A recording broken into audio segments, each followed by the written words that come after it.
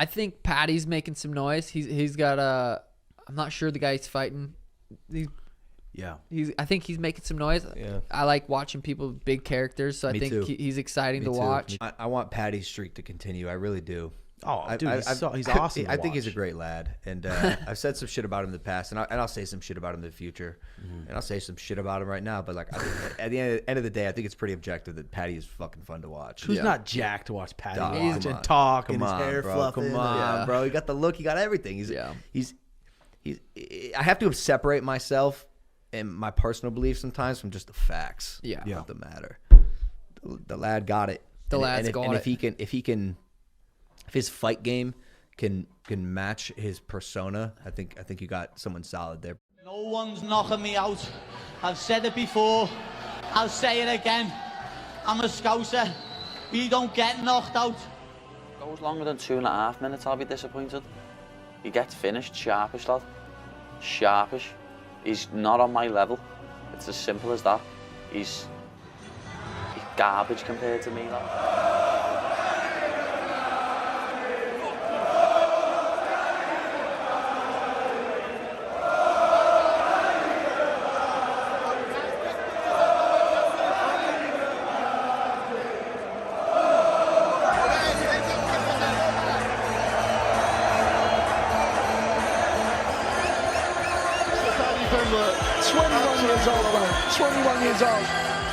It's the physical stuff what's changed, the putting more hard work in, actually living MMA, you know what I mean? I was part-time MMA, part-time partying.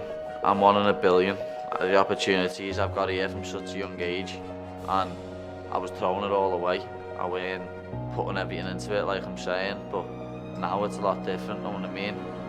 He's a very good opponent, know what I mean? He's got a lot of experience as well for his age. He's got good striking, he's got good grappling, and he can wrestle.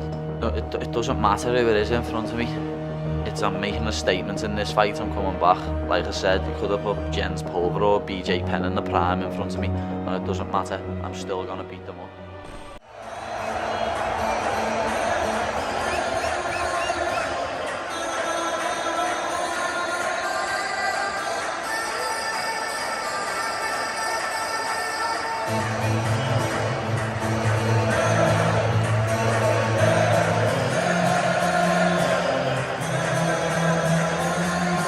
To drive it, and there's the flying triangle.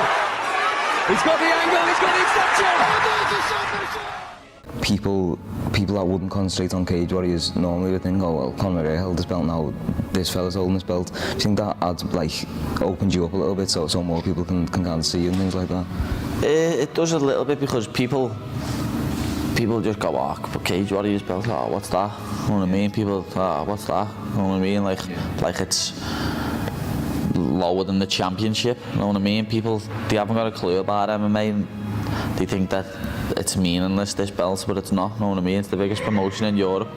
It's the biggest belt you can have, in my eyes, in Europe. It's the biggest belt you can have behind the UFC and the Bellator.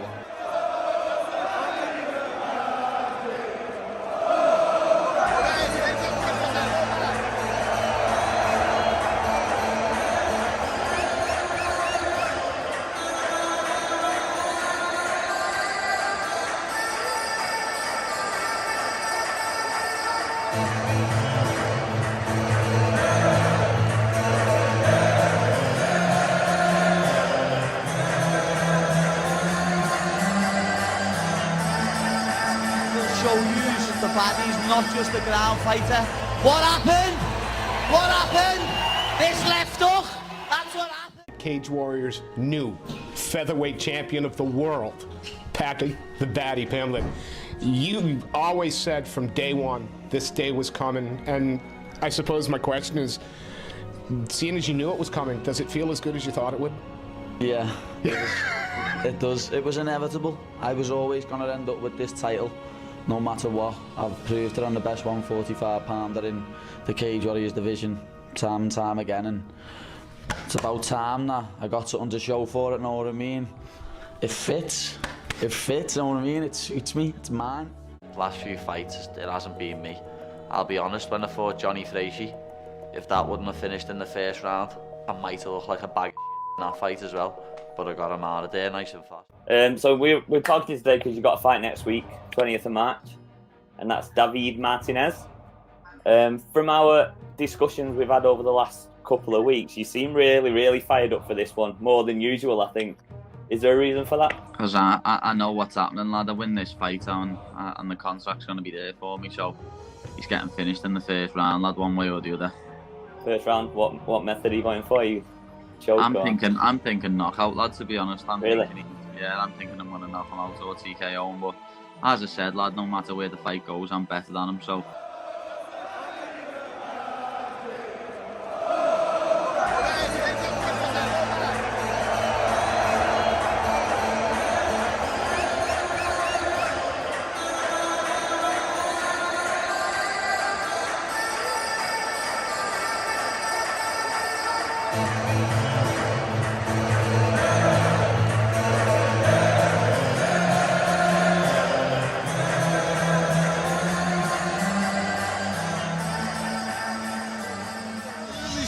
Performance from Liverpool's own Paddy Pimblett.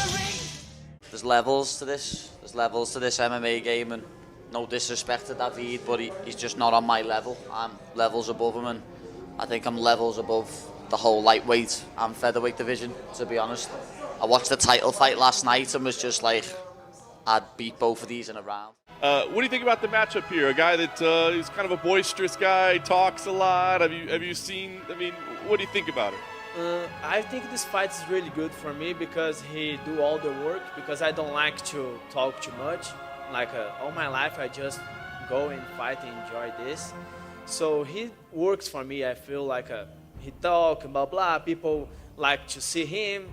If I'm KO him or submit to him, all the famous for me. So I think I have 1 point now. What's going on? Finally here, right? I mean, the moment that we've all been anticipating for a long time. So now that you're in the building and seeing the logos and wearing the gear, what's the feel like right now? It's just, it was always meant to be, wasn't it? Everyone knew that I was going to end up eventually being here. So it wasn't a question of if I was going to be in the UFC, it was when. And the time's finally arrived, lad. I'm here, and I'm here to make a statement, lad, and to let everyone know the boy is. You took such a mature approach, right, to being patient, to getting here. Did anybody ever pull you aside and be like, bro, you're crazy, you don't know how many times they're going to come calling? Lad, the amount of people that said to me, oh, lad, you should have went to UFC, you should have went to UFC. But as I say, I've always known it wasn't a question of if the UFC wanted to sign me, it was when. Because it was always coming. You know, look at me, I've got the personality, the look, and I can fight. I'm a marketer's wet dream.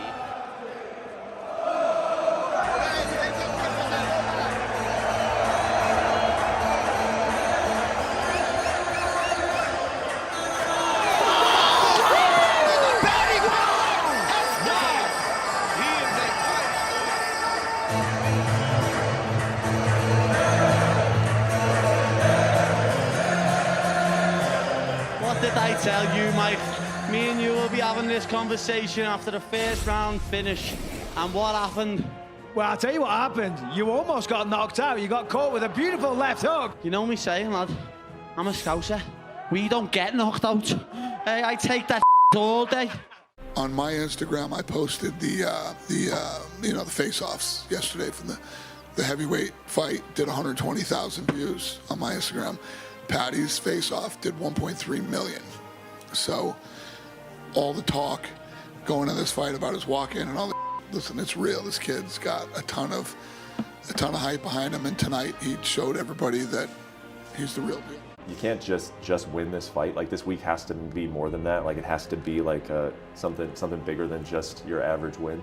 The win's the most important thing, like, but he doesn't get out the first round anyway. He just doesn't.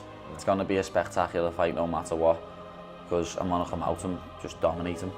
You know, no matter where the fight is, I'm going to dominate him. I know for a fact I am. And it's just, I can't wait to walk out, lad. I've won the fight before I get in the cage. Yeah. He's not going to know what's hit him. He's going to be like, oh my God, what is going on?